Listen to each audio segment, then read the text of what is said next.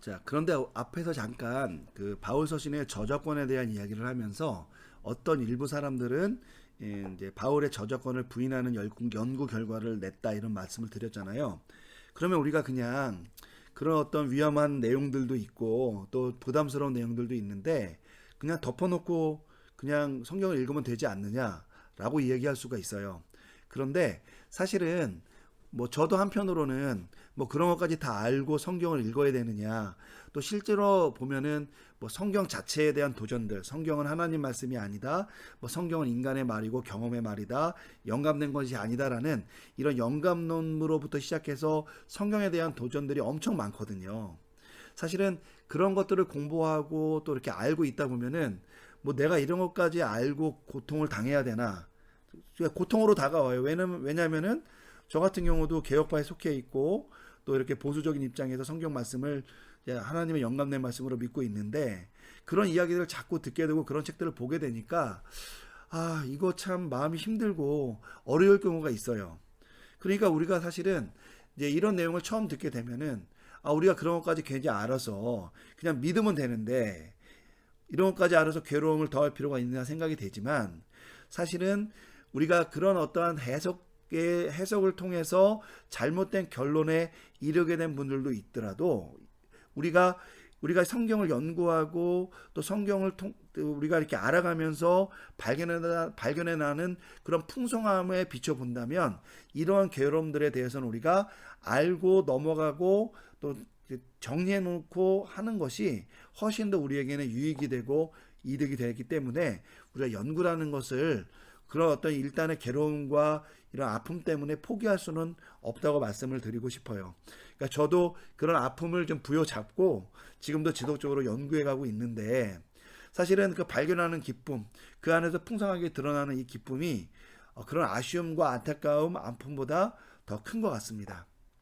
제가 그래서 그것들을 간단하게 그 연구를 아는 것, 연구사의 득과 실에 대해서 한번 정리해 봤는데요. 길게 정리는 하지 않았습니다. 한번 그 득과 실을 한번 여러분 살펴보고 여러분들도 그 생각을 잘 한번 정리했으면 좋을 것 같아요. 자, 우리가 연구하는 것의 이득은 뭐냐? 바울 서신을 우리의 관점에서가 아니라, 그러니까 우리가 아전인수를 하거나 또 우리가 또 잘못 이해해서 또 오류를 범하는 일이 아니라 그런 결과를 내지 않고 바울이 속한 시대적 관점에서 볼 수 있는 자세를 갖게 해준다라는 그런 장점이 있어요.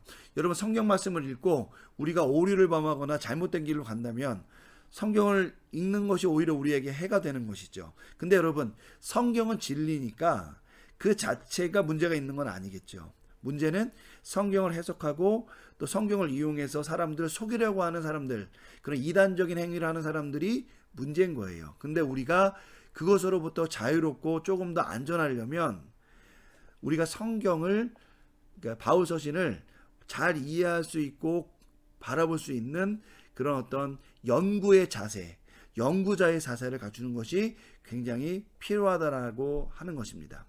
자, 둘째는요. 바울 서신은 종종 각각의 상황 가운데 기록되어서 주어진 말씀입니다. 따라서 오늘날 독자는 각 서신을 읽을 때마다 해당 서신의 내용에 집중하게 되어 바울 서신 전체가 전하고자 하는 그 내용을 파악하기가 쉽지가 않아요. 그러니까 쉽게 말하면 로마서를 읽을 때는 로마서가 전체인 것 같고, 뭐 빌립보서를 읽으면 빌립보서가 전체인 것 같지만, 사실은 이제 바울 서신은 각각은 로마서는 로마 교회, 또 빌립보서는 빌립보 교회, 디모데전서는 디모데와 또 디모데가 관련되어 있는 에베소 교회. 여러분, 이런 어떤 각각의 어떤 상황 가운데서 하나님 말씀이 주어진 거잖아요. 하지만 우리가 그 상황뿐만 아니라 모두 있다라는 거예요. 이 바울 서신을 통해서 하나님이 온 교회와 성도들에게 주고자 하는 진리의 말씀도 있다라는 거죠. 쉽게 말하면 우리 앞에서 말씀드렸듯이 바울 신학과 바울 서신에 대한 각각의 개론이 두 개가 이렇게 딱 병행되어져 있는데, 우리가 바울 신학을 잘 이해를 못하고 바울 서신에 대한 연구에 대한 자세가 없으면 우리가 바울 서신 개별 구절, 특별히 우리가 오늘날에는 큐티를 하잖아요. 그러면 그 큐티에 해당되는 그 구절을 읽고 그 부분만 집중을 하기 때문에 바울 서신 전체가 가르쳐주고 또 지향하고 있는 그 신학, 그 내용을 파악하기가 굉장히 어렵다라는 거예요. 그러다 보면 오늘날은 이것이 맞는 것 같고 내일은 저것이 맞는 것 같고 때로는 두 개가 상충되는 것 같아서 우리가 고민을 하게 되는 경우가 있다는 것이죠. 근데 사실은 상충이 되는 것이 아니라 우리가 바울 서신을 균형 잡힌 시각으로 전체적으로 바라보지 못하기 때문에 우리가 그렇게 상충되는 것으로 우리가 오해하고 있는 가능성이 굉장히 농후합니다. 따라서 우리가 그런 어떠한 문제점들을 연구를 통해서 공부를 통해서 해소할 수 있다고 우리가 보는데요. 그래서 그 문제를 극복하기 위해서 우리가 연구를 하면은 굉장히 큰 도움을 받을 수 있다는 거죠. 연구를 통해 바울이 서신을 기록한 전체적인 목적, 그 안에 포함되어 있는 내용들의 핵심, 그리고 일반화할 수 있는 지침 등을 체계적으로 정리할 수 있다는 그런 장점이 있어요. 쉽게 말하면 바울 신학과 그 세부적인 항목들에 대한 이해를 우리가 갖출 수 있다는 겁니다. 자, 세 번째는요. 바울 서신의 배경, 언어, 신학, 사본 등에 대한 지식이 늘어남으로써 바울 서신에 대해 더욱더 정확한 이해를 가질 수 있다는 또 긍정적인 측면도 있습니다. 하지만 우리가 이 연구를 잘못할 경우에는 조금 실망감과 또 약간 시험이라고 할까요? 그런 마음의 어려움이 생길 수 있는데 요거는 우리가 조금 주의해서 좀 염두에 두고 우리가 항상 좀 살펴봐야 될 내용이에요. 우리가 이제 성경을 이해할 때 이제 비평학이라는 어떤 것을 이제 오늘날 적용해서 사용을 합니다.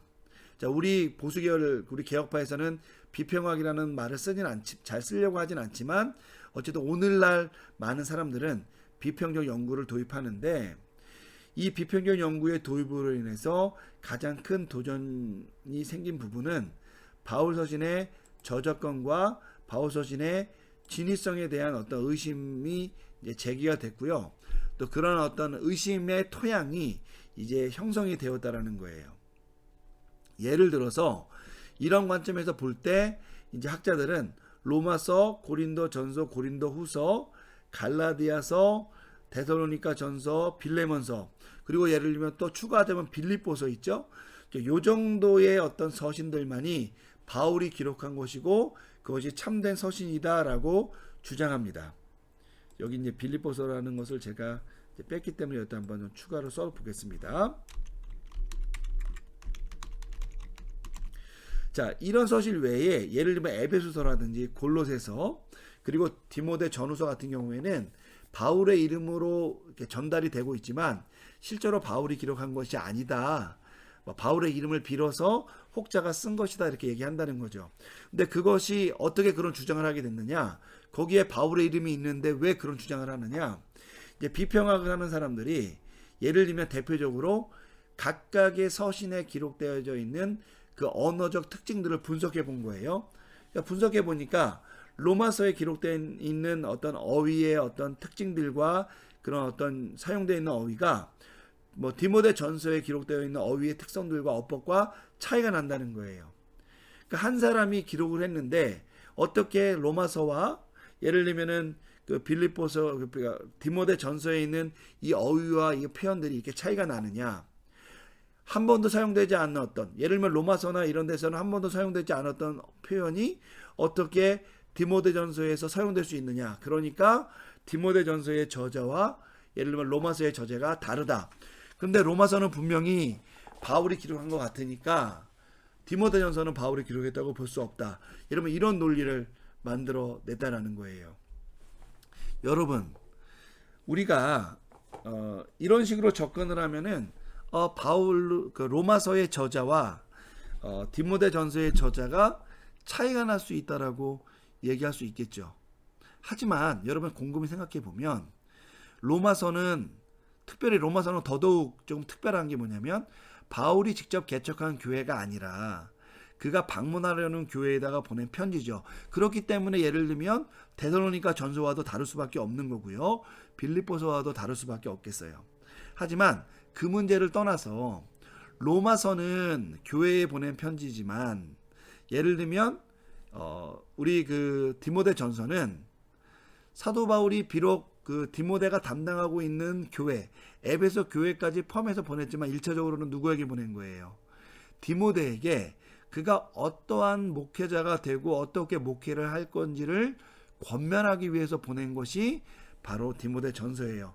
그리고 상황적으로 사도 바울이 이제 자신의 어떤 전도 여행 중에 로마 교회에 보냈던 상황, 그리고 이미 다 모든 것을 끝내고 바울이 로마 교회에서 가택연금을 당하고 있다가 그가 이후에 잠시 풀려나서 전승에 의하면 잠시 풀려나서 다시 그가 이제 사역을 했을 당시에 이 디모데전서를 기록했었던 상황. 여러분 이 상황이 다르잖아요. 그런데 어떻게 거기 나타나는 표현들과 어법들이 동일할 수 있을까요?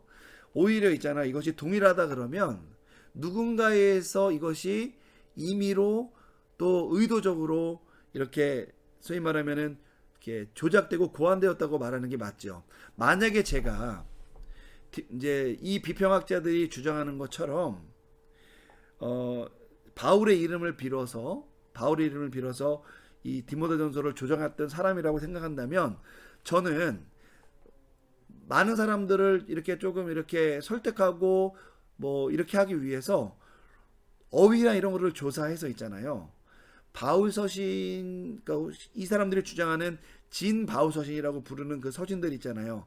거기 나타나는 어휘들과 이런 표현들을 일부러라도 더 사용했을 것 같아요. 여러분 모방을 할 때에는 우리가 대부분 그렇게 방향을 잡잖아요.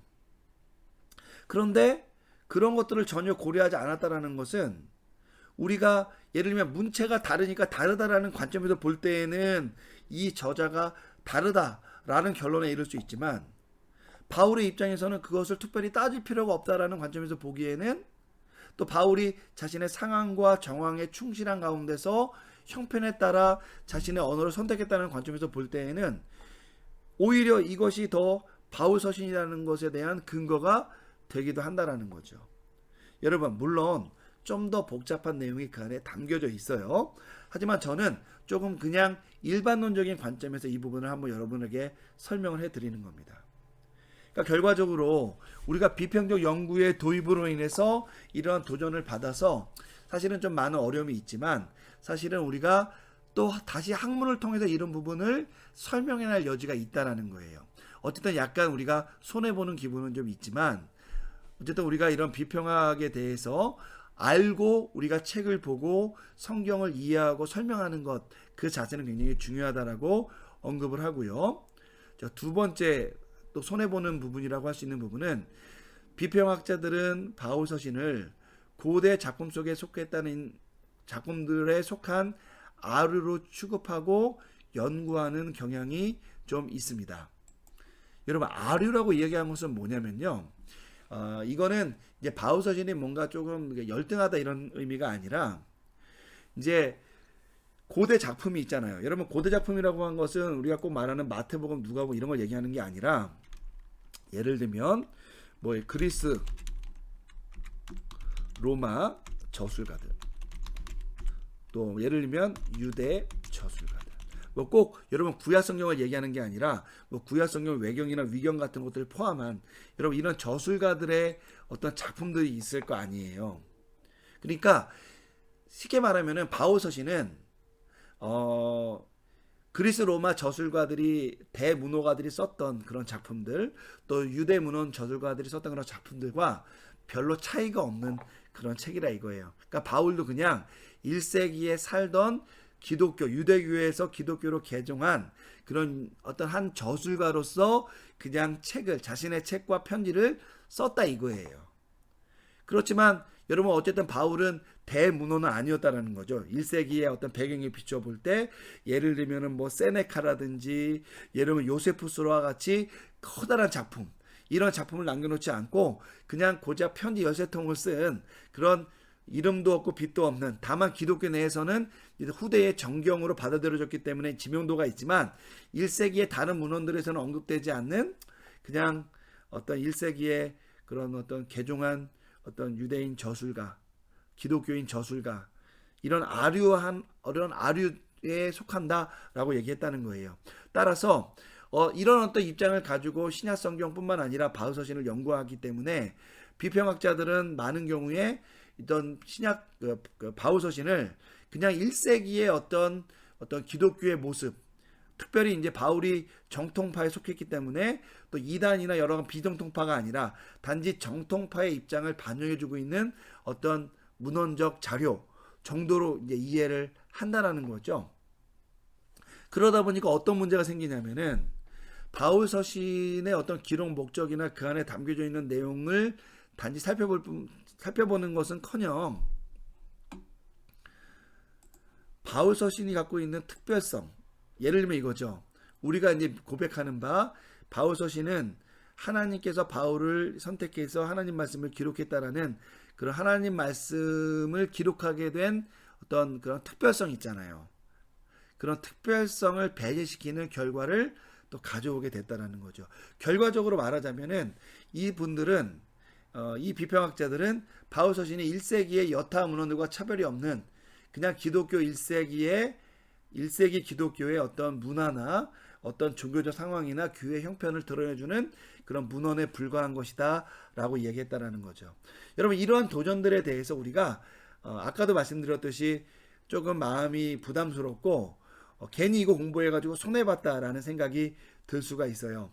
하지만 우리가 이런 것들에 대한 답변을 우리가 이제 우리 보수계열 학자들, 개혁파들이 이미 답변을 갖고 있기 때문에 이런 것들은 우리가 답변을 통해서 우리 극복하면 되고요. 어쨌든 우리가 우리에게 유익이 된다는 점을 살펴볼 때에는 우리가 바울 서신을 연구함으로써 얻어갈 수 있는 유익이 더 많다는 점 여러분들 이제 고려하면서 우리가 이제 바울 서신을 연구하면 됩니다.